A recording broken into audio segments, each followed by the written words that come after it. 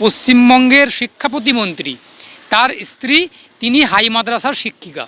যেই বিজেপির এমপি বলেছেন যে মাদ্রাসা থেকে জঙ্গি তৈরি হয়, মাদ্রাসা বন্ধ করে দেওয়া উচিত, সেই মাদ্রাসারই শিক্ষিকা বিজেপির আমাদের পশ্চিমবঙ্গ সরকারের শিক্ষা প্রতিমন্ত্রী উত্তরবঙ্গের। তাহলে তার স্ত্রী যেহেতু মাদ্রাসার শিক্ষিকা, তিনি কি জঙ্গিদেরকে প্রশিক্ষণ দেন?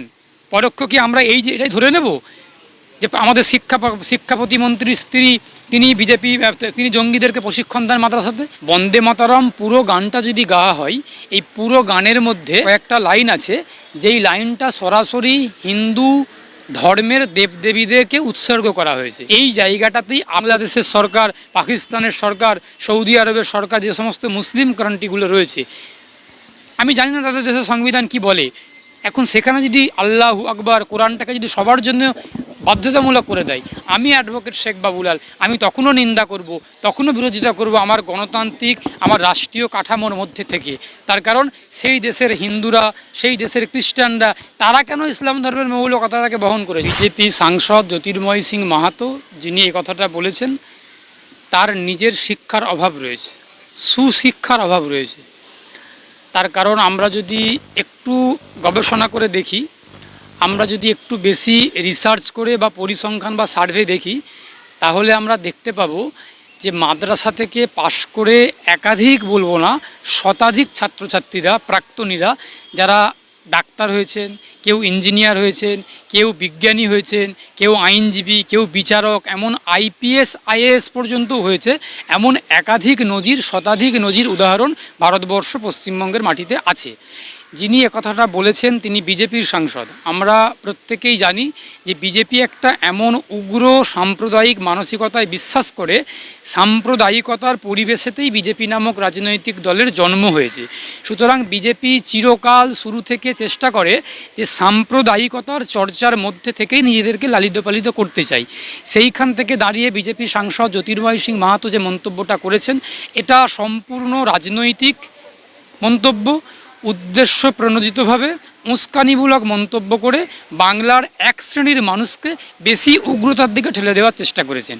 আসলে বিজেপি নামক রাজনৈতিক দলের কাছে রাজনৈতিক হাতিয়ার হচ্ছে কয়েকটা জিনিস রয়েছে: হিন্দু, মুসলিম, মন্দির, মসজিদ, মাদ্রাসা, এই সমস্ত জিনিসগুলোই বিজেপির কাছে রাজনীতির মাঠে লড়াই করার জন্য হাতিয়ার। কিন্তু এগুলো তো রাজনীতির হাতিয়ার হতে কখনোই পারে না।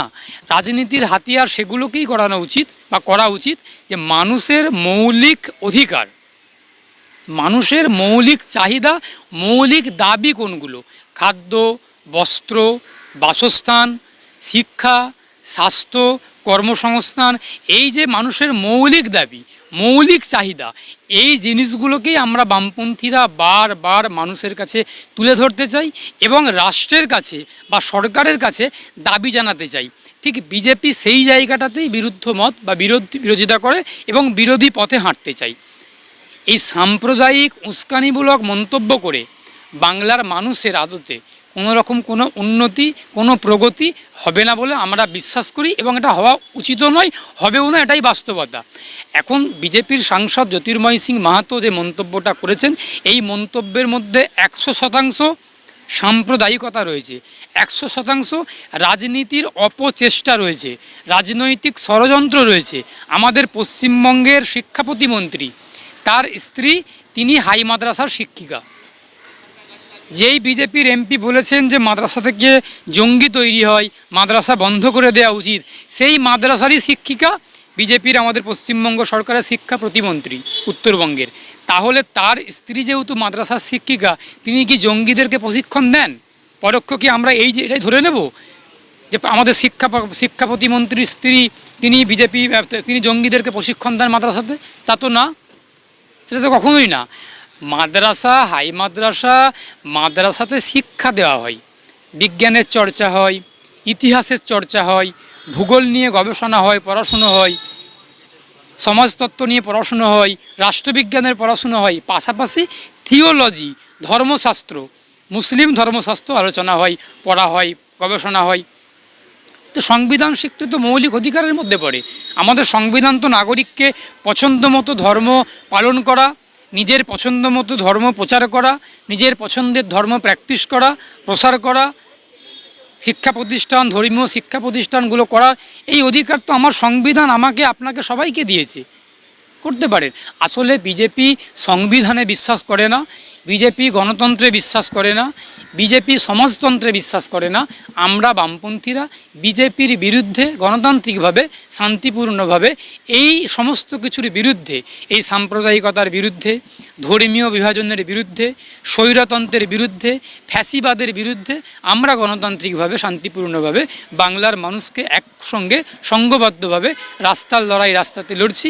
এবং আমরা যারা বাম মনস্ক আইনজীবী, আমরা যারা বামপন্থী আইনজীবী, আমরা কোর্টের লড়াই, আইনি লড়াই কোর্টের মধ্যে লড়ছি। আমাদের কর্মীরা রাস্তার লড়াই রাস্তাতে লড়ছে। বিজেপির বিরুদ্ধে চোখে চোখ রেখে গণতান্ত্রিকভাবে আগামী লড়াই আমরা লড়ে নেব। বাংলার মুখ্যমন্ত্রী মাননীয় শুভেন্দু অধিকারী তিনি বলছেন মাদ্রাসাতে বন্দে মাতরম গাইতে হবে। বন্দে মাতরম বলতে আমাদের কারোর বাধা নেই, আমাদের কারোর কোনো আপত্তিও নেই, কিন্তু আমাদের বক্তব্য, আমাদের মন্তব্য খুব স্পষ্ট। বন্দে মাতরম পুরো গানটা যদি গাওয়া হয়, এই পুরো গানটার মধ্যে কয়েকটা লাইন আছে, যেই লাইনটা সরাসরি হিন্দু ধর্মের দেবদেবীদেরকে উৎসর্গ করা হয়েছে। এই জায়গাটাতেই আপত্তি। এবার আপত্তিটা একটু ভেঙে বলি, কিসের আপত্তি?